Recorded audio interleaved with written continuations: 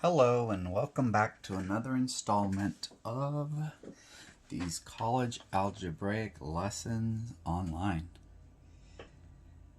These are for my fifth periods that did not get these from me during our live Zoom session. 3.3, the three forms of the equation of a line. Before we actually start today's lesson, I am going to start us with an actual test question. Your Chapter 3-4 test, which you will be taking shortly, will start off with a question very similar to this, somewhat pretty much like this question here. Plot points A at -3, 4 and B at 5, -2 and draw line AB. Let's start off with that. To plot -3, 4, I'm going to go from the origin 3 to the left, then 4 up,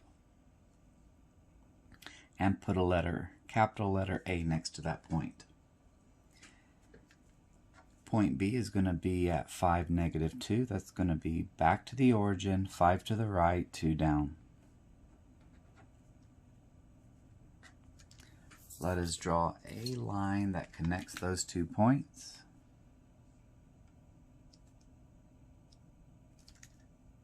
Use the entirety of your Cartesian plane.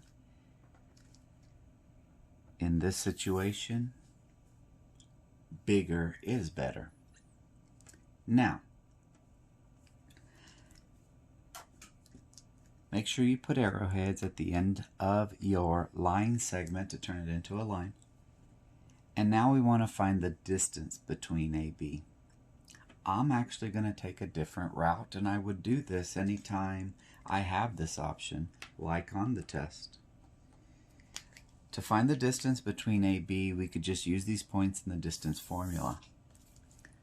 Or we can use Pythagorean theorem.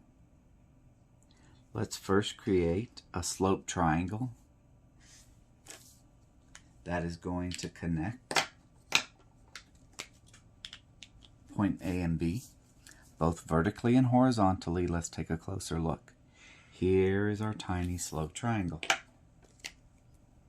We have a 90-degree angle here. And what we got going on here is 6 units. There's 4 units from A to the x-axis, 2 more units. That means that we have 6 units on this side. I'm actually going to throw a little negative sign there because what's happening is we're actually going down 6 units. And then I'm going to say we're moving to the right 3 plus 5, another 8 units there. Just count it out.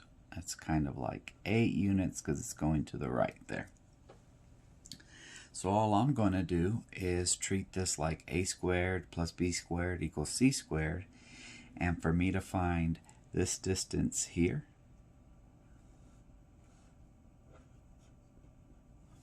I'm going to say 6 squared plus 8 squared equals distance squared. 36 plus 64 equals distance squared. 100 equals distance squared. Let's go ahead and square root both those sides to get rid of our square.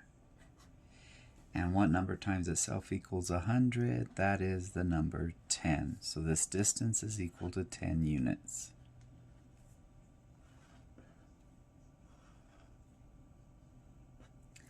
Some of y'all might have recognized this as a dilation of the most famous right triangle of them all. What's the most famous right triangle? A 3, 4, 5 right triangle. The legs are 3 and 4, the hypotenuse is 5. And if you double all sides, if you multiply these all by 2, you'll end up with a 6, 8, 10 right triangle. All right, so the distance is 10 units. Let's go ahead and move on to question 3. Find the slope. Well, slope is nothing more than rise over run. Here's our rise. change in y, over our run, our change in x.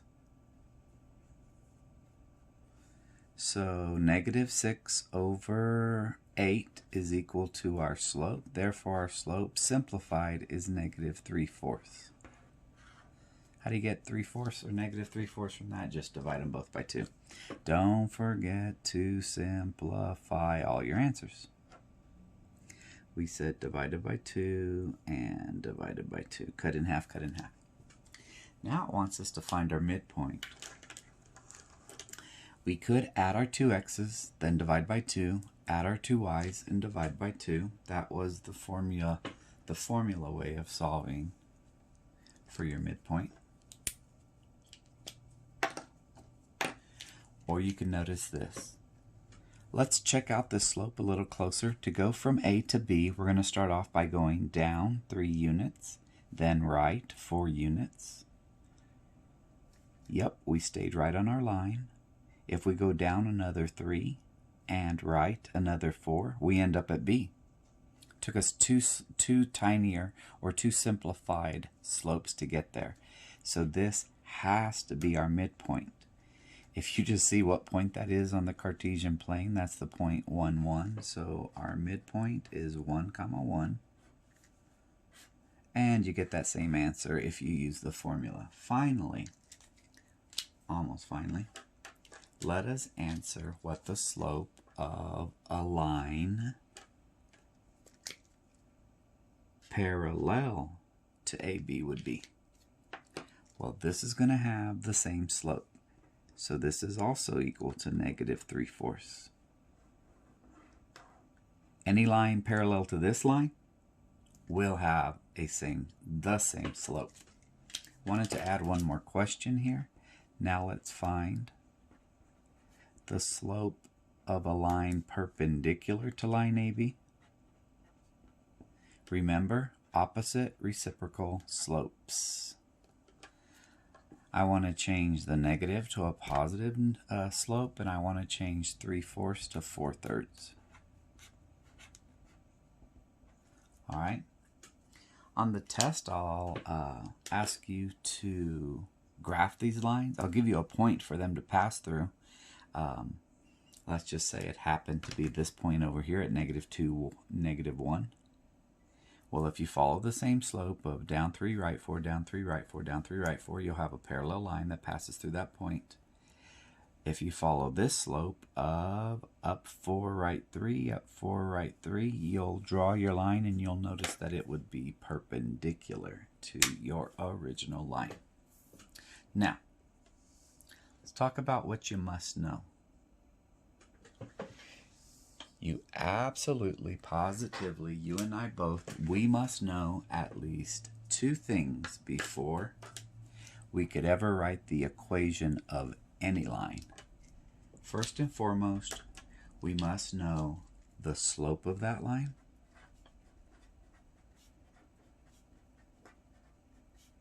That you're trying to write the equation for.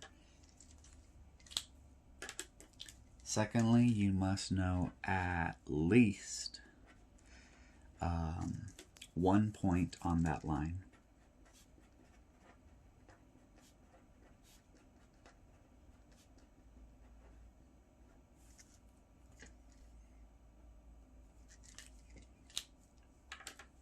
If you know the slope of the line and at least one of the points on that line, then you're able to write the equation of that line. If you know 2 points on that line, you'll be able to calculate the slope, and then you'll be in the same boat because you would know the slope and you would know at least 1 point on that line. Now, there are 3 different forms for the equation of the line. It'd be a convenient thing if there was only 1 form for the equation of the line. But remember, this was a collaboration all around the world, or we could say universally, at different times, different scientists and different mathematicians came up with their own form, and they each have merit, they each have a purpose and a time and place to use. And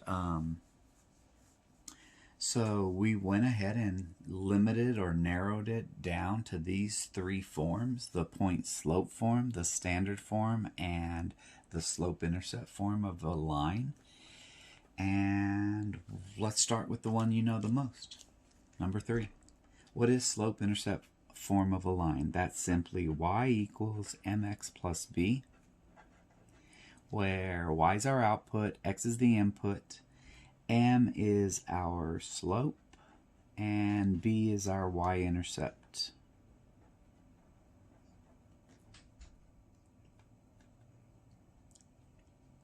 I'm going to hold off on the rest of this. We are going to end up writing the equation of a line in slope-intercept form, but let's start working our way backwards. Let's talk about this standard form. You should have seen somewhere in an 8th grade math class and then revisited it a few times in integrated math. Here's what standard form looks like. ax plus by equals c. The form or the equation is rearranged until it looks like this.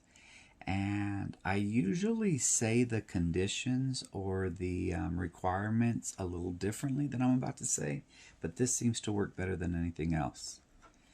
B and C, these two numbers here, these two values here, are integers. What are the integers? Well, they start off with all the counting numbers, 1, 2, 3, 4, 5, 6, 7, 8, 9, 10 to infinity. It includes their opposites, -1 to -infinity. And it also includes the number 0. What it does not include is any decimals or fractions like 1/2 or 0.3 or anything like that. One more condition, we're forgetting about this letter A. Letter A, the leading coefficient, the number in front of x, is a natural number. What's another word for natural number? Counting number. So A cannot be 0 and A cannot be negative, and none of these actually can be decimals or fractions. All right. This last form that we're going to discuss is the first one we're going to actually look at and work with. It is called point slope form, and it is appropriately named because its formula or form looks like this: y minus y sub 1 equals m times the quantity x minus x sub 1, where y sub 1 and x sub 1 are a point on the line, and m is your slope still.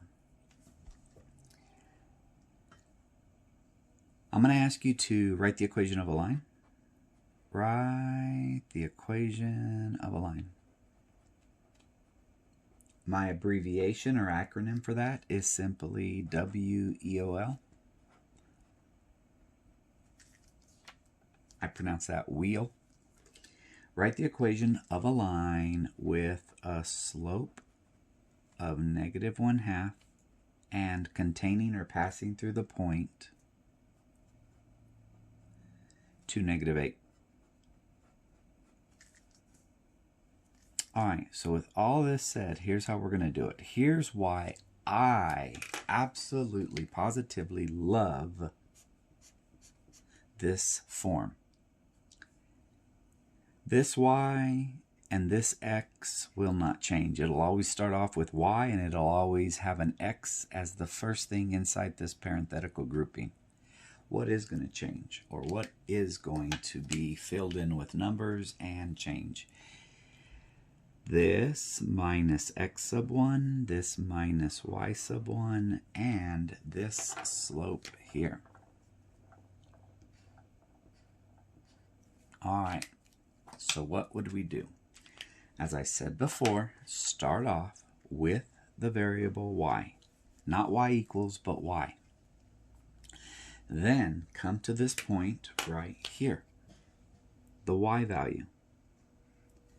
you want to take the opposite of it because of this sign right here.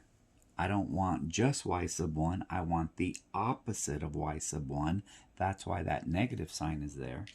So instead of saying y minus 8, instead of saying y minus negative 8, I'm just going to say y plus 8 equals, bring down your slope, negative 1/2 times the quantity x, and then take the opposite of that positive 2 value, make it a minus 2 value. That's all you have to do, nothing else. So it's not that this is hard nor complex. It's just that you have to know the formula or the format.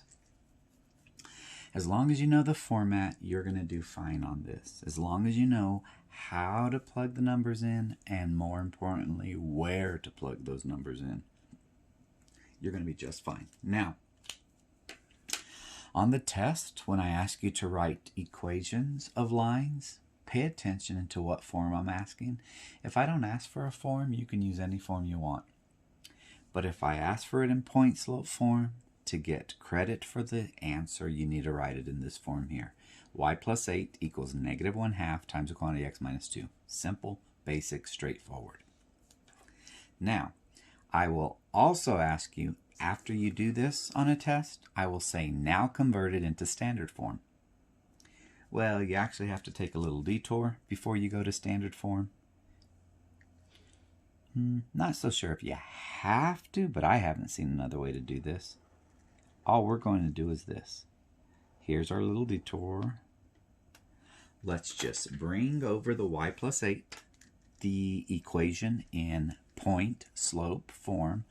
And I don't have to explain why it's called point slope form other than you use a point and the slope. Y plus 8 is equal to negative 1/2 times the quantity x minus 2. Alright, what to do? Let's distribute this negative 1/2 to everything inside the parentheses. That leaves us with y plus 8 equals negative 1/2 x plus 1. Negative times a negative is a positive, and half of 2 is 1. Now, all that's left to do to write it in the form that you are probably most comfortable and familiar with, slope-intercept form, is subtract 8 from both sides. This cancels out, and we're left with y equals negative 1/2 x minus 7. Slope y-intercept form, more commonly known as slope-intercept form. You are going to have to go from point-slope form into slope-intercept form before you convert slope-intercept form into standard form. So we have this y equals negative 1/2 x minus 7. Remember the rules for standard form. X's and y's are on the same side. We'll get there. There are no decimals, no fractions. We're going to get there right now. And our leading coefficient, the number in front of x, has to be positive. Let's start off by getting rid of the fraction, and we're going to multiply everything in this equation by 2. This becomes 2y equals negative x minus 14. Now I'm going to add x to both sides. I'm going to move this way over there by adding x to both sides. And lo and behold, we have standard form. X plus 2y equals negative 14.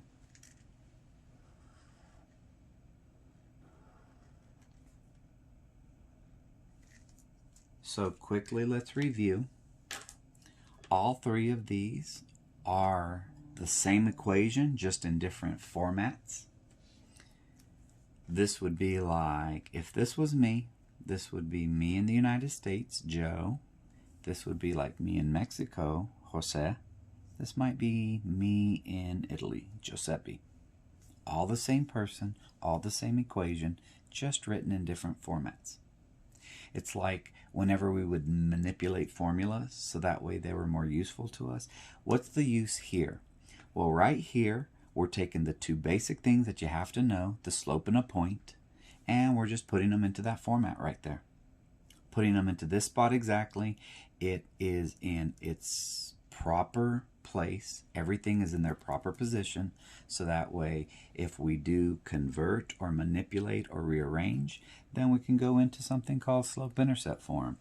Why is this the one taught at our first level, like 6th or 7th grade? I'm not sure why, other than they're trying to show you start at your beginning, y-intercept beginning point, and then move down 1, right 2, down 1, right 2. This might be the easiest for kids to actually visualize and graph on a Cartesian plane. What are the benefits of this middle form? Well, intercepts, both the x and y intercepts, are easily seen or easily calculated here. Cover up your y's mean that you make y equals 0, so what are you looking for? The x-intercept. X is negative 14. Cover up the x, making x equals 0. That goes away. You have 2y equals negative 14. The y-intercept would be at negative 7. And we already knew that. All right, so let's try a few more of these. Let's try the 3 examples on the back. Example 1. Write the equation of a line, wheel, passing through the point -1, -6 with a slope of 4. Then graph the equation of that line. All right. Here's our slope. Our slope equals 4, or 4 over 1, which means to go up 1, right 1. This is a point through that line.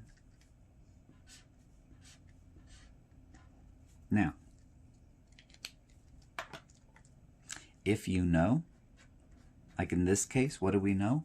We know a point and the slope. So if you know these two things, if you know the slope of the line and if you know a point on that line,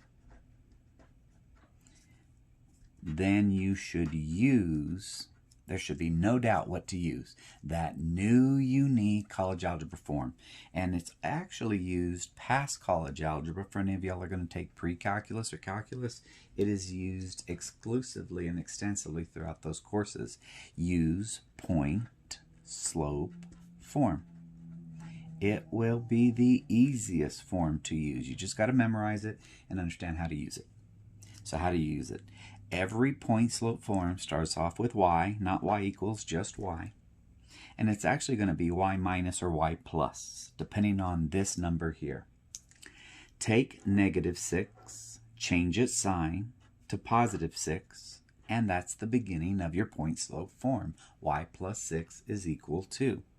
Then write your slope right here, 4 times the quantity x. It's either going to be x minus or x plus. It depends on this number here. Take the opposite of -1, make it +1. And now you have point slope form. It's that easy, y'all. Very easy. Now for practice, you might want to change it into standard form if you want to practice that later on. But remember, before you go to standard, you got to go to slope-intercept. Distribute 4 times x, 4 times 1, and then subtract 6 on both sides. That's going to be immediately the slope you're most familiar with, slope-intercept form. And then rearrange it, get rid of any fractions or decimals, get the x's and y's on the same side, and make sure that your leading coefficient in front of the x is positive. Graph this. -6, -1. That's down here in quadrant 3. Go left 1, down 6. Plot that point. Now from that point, we're going to go up 4, right 1. Up 1, 2, 3, 4, right 1. Up 1, 2, 3, 4, right 1. And up 1, 2, 3, 4, right 1. Can I go down? Nope. That's as far as I can extend it. There's no worries about if it's solid or dotted, because anytime you have equations, they'll always be solid lines. Use the entirety of your graph, put arrows, and move on. Example 2. Write the equation of a line containing the points -2, 4 and 1, 2. Again, let's answer this question. Do I need to graph it? Nope, no graph needed. Yay. What form should I use? Well, here we're not given the slope, but you can calculate the slope. We're going to do that first. We're going to say m is equal to. And once we know the slope, what form should we use? Well, we have the slope and we have at least one point. Let's go ahead and use point slope form.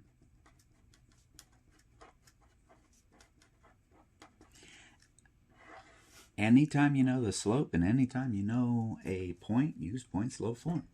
All right, so we're going to say m is equal to y sub 2 minus y sub 1 all over x sub 2 minus x sub 1. The change in y over the change in x, so that means m is equal to 2 minus 4 on top, this 2 minus this 4, divided by this x minus this x. 1 minus -2 becomes 1 plus 2. So simplify, this becomes -2 over 3 or -2/3. This is my slope. If 2 points are given, find the slope. Once you know the slope, use the slope and one of your points to write your equation. Now, does it matter which point to use? Absolutely not. Does not matter. In fact, you have two options. Here's option 1. I can say y minus 4 is equal to -2/3 times the quantity x plus 2. That's using the first point, this one here. Or option 2,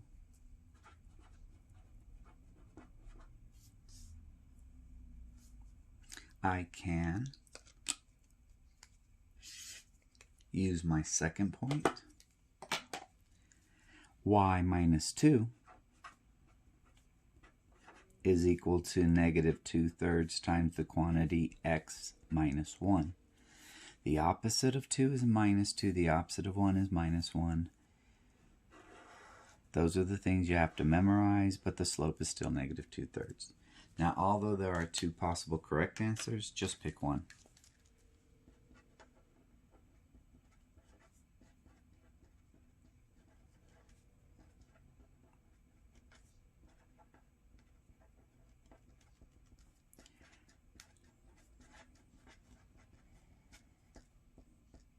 All right, example 3, final problem.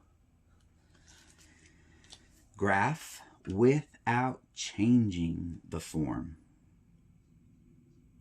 And if you notice, all of my Cartesian planes are fully dressed. They have their arrowheads, they have their variables on the appropriate and correct axes, and it has a scale, those numbers there. All right, a couple of things we want to talk about here. First of all, what form is this in? This was in that blue standard form. Why blue? Well, that's just what color it was on the other side of the page. If it's in standard form, use the intercepts to graph. Okay? Use the intercepts, both your x and your y. I intentionally underlined that S for plural. So how do we do that? Well, it's kind of like this. Here's what this guy's thinking. At least I hope so. Let's find our x-intercept first. How do you find the x-intercept? Set y equals to 0. So cover up the -2y. That leaves us with 3x equals 6. If 3x equals 6, that means x equals 2. As in 2, 0. Go to 2, 0, plot your point. No need to label it. It does not have a name, does not need a name. Now let's go to our y-intercept. There's our x-intercept on the x-axis. Let's go to the y-intercept. That will be on the y-axis. Cover up the 3x. You have negative 2y equals 6. Divide both sides by negative 2. Y equals negative 3. Right here. Let's see. This has a slope of up 3, right 2. Or down 3, left 2. I'm going to go ahead and graph this line now. A line that passes through all those points. And use the entirety of your graph, arrowheads to complete it. There it is. As you can notice, it has a y-intercept down here at 0, negative 3. While it has an x-intercept up here at 2, 0. No, you don't have to write this information on your graphs. I'm just showing you the benefits of having standard form is that you can easily find your intercepts, especially if it's nice numbers. Both 3 and 2 divide into 6. They're both factors of 6. So it makes our numbers very pretty, very beautiful. Yeah, I think I just wrote this one more time. What was our x-intercept? Our x-intercept was 2, 0. What was our y-intercept? Our y-intercept was 0, negative 3. All right, that's overkill. What is this down here? Well, I want you to remember what standard form is. Standard form is ax plus by equals c. And I want to talk about our ABCs. What are the ABCs? Well, for this equation, a equals 3, b equals negative 2, and c equals 6. You don't have to memorize these two formulas, but they can be used on the test if you want it. I think now that we have it graphed, we should know what our slope is. What was our slope? I think our slope was up 3, right 2, so 3/2 is our slope. Our slope is 3/2. If you don't have a visual picture of that, and we're just going straight off the equation, here's a formula you can use. Take the opposite of this a value, negative a, divided by this b value. Let's see if that works. The opposite of 3 is negative 3, and b is negative 2. Negative 3 over negative 2 becomes positive 3 over positive 2. And that's exactly what we said the slope would be. In a similar fashion, our y-intercept over here can be solved by using a combination or this formula of these numbers. Instead of negative a over b, I'm just going to have c over b. Charlie Brown. C divided by b. What was our c value? 6. What was our b value? Negative 2. What does 6 over negative 2 simplify to? Negative 3. What does that represent? It represents the y value of our y-intercept. And just that's FYI. If you can ever memorize or remember this, it'll help you on the test. If not, just graph it, count it, and you'll figure it all out. All right, that does it for this lesson. I hope you